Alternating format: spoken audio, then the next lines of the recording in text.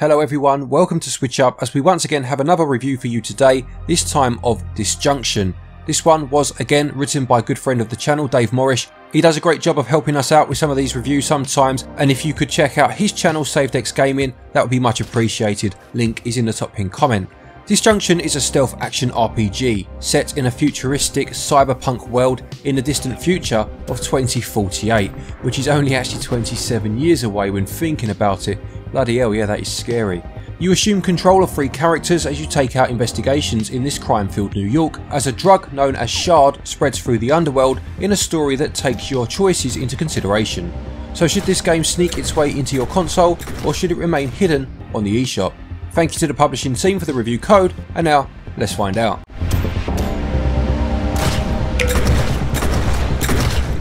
Disjunction has a level-based structure. Each stage sees you navigating your way through a building with a top-down perspective, making your way from floor to floor. As I said earlier, there are elements of stealth, action and RPG in this game. Each floor is made up of separate rooms and corridors with guards, cameras and machines all keeping a lookout. You use the analog stick to move, but moving at the normal speed will make noise and therefore alert nearby enemies, as you would expect from a stealth game. With a single tap of the X button, you go into stealth mode, which has more benefits to it than simply making no noise as you move. You do move a bit slower, but not so much that it feels like a detriment, but it also enables you to see the enemy's line of sight displayed as a yellow cone in front of them. This is a crucial element of the game if you want to progress through the stage undetected. If you are inside their line of sight, they start to get suspicious and you need to get back out of it before the displayed wheel fills up, otherwise they will open fire.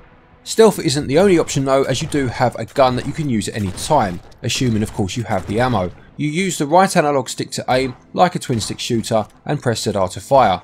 Obviously shooting your gun will give the game away and everyone in the room will come straight for you, but the option is always there if you don't enjoy the stealth based gameplay or get a little impatient in some areas. If you successfully sneak up behind an enemy undetected, then you can knock them out with the ZL button without anyone being the wiser.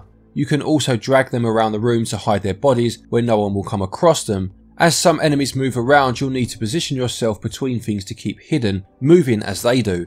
To add to the stealth gameplay, each of the 3 characters has their own abilities. Frank, for example, has a taser to stun nearby enemies briefly, or a smoke bomb to blind them, and Joe has a dash attack to quickly knock them out. These abilities are displayed at the bottom of the screen, also saying which button is used to activate them. Above them shows how much of your blue energy bar using it will consume, and although you can gain power ups to refill it along the way, I found it best to conserve it for when it was absolutely necessary. Although saying that, I didn't often find these abilities to be necessary and I forgot about them a lot of the time, but they did come in useful in areas that I found particularly difficult.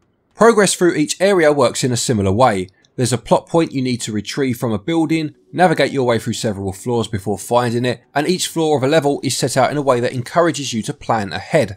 You will need to stay hidden in stealth mode, watching the enemy's movement, memorising patterns, and deducing the right time to strike. If you are heard, spotted, or set off an alarm from a camera, every enemy in the room will attack you, but just in that room, not the entire floor. Even if the next room is just down a small corridor with no doors separating you, they will be blissfully unaware of the loud sound or gunshots happening very close to them. Although this does obviously detract from the realism, it does make sense from a gameplay point of view. The floors themselves aren't linear. There are multiple paths you can take on them with a map you can bring up to review your location. But just be warned that if you do bring up the map or any menu whilst in stealth mode, when you return to gameplay you will be back to walking normally, and this caught me out several times. Most floors have doors which require keys, so although you could find the exit quickly, you'll need to explore to find that key first. There are also checkpoints around which activate by stepping on them, and if you die, you revert back to that last checkpoint, losing any progress that you made since. There were points where I died plenty of times on a particular part, and at these times I needed to rethink my strategy for each room. It was always rewarding finding one that worked. The RPG mechanic is a simple one. During the game you will be able to earn XP, aided by finding upgrade kits hidden around the levels. After the stage you are presented with a skill tree and you can use this to upgrade certain aspects such as your health or how long it takes for enemies to notice you.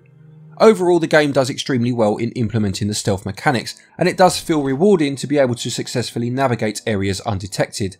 The action side of the game doesn't feel quite as good as the stealth side, so although it does say you can choose both, it kind of feels like it pushes you towards being stealthy. All in all though, gameplay gets 17 out of 20. Controls are nice and fluid for the most part, although the crosshair aiming doesn't always feel as precise as I would have liked, but they score 16 out of 20.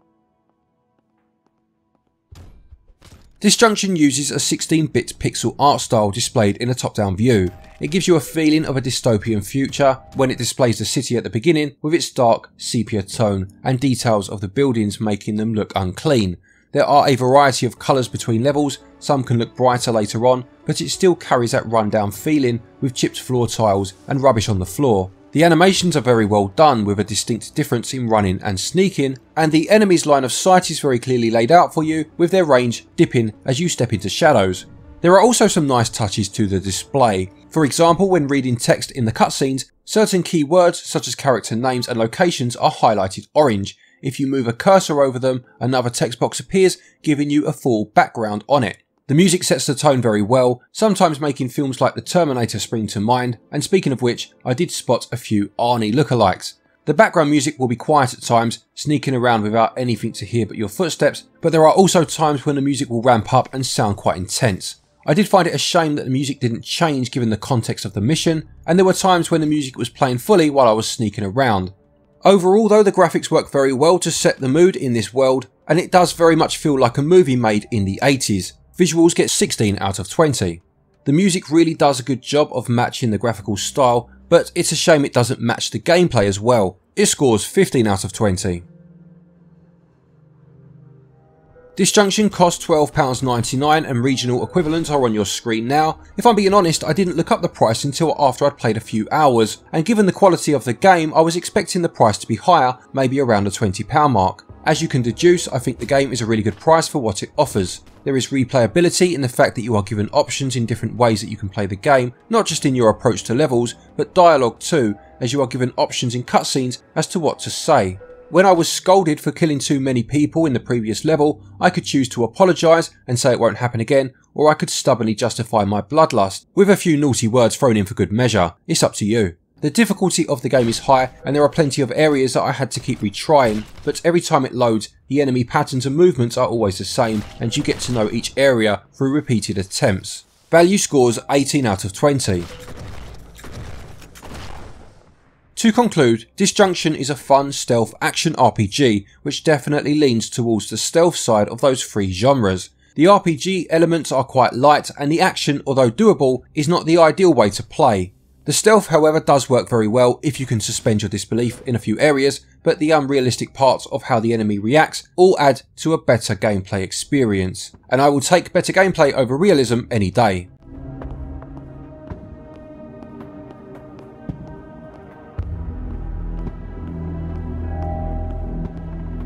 Disjunction gets a SwitchUp score of 82%. So there you have it. I hope you enjoyed that review. Please do remember to leave a like if you did. Again, a big thank you to Dave for writing that one for us, and again, he does a great job over on his channel. Maybe go over, if you haven't done so already, perhaps subscribe while you're over there. A quick thank you to our Patreons as always for your continued support, and to each and every one of you for watching our videos. Take care, stay safe, and until next time, happy gaming.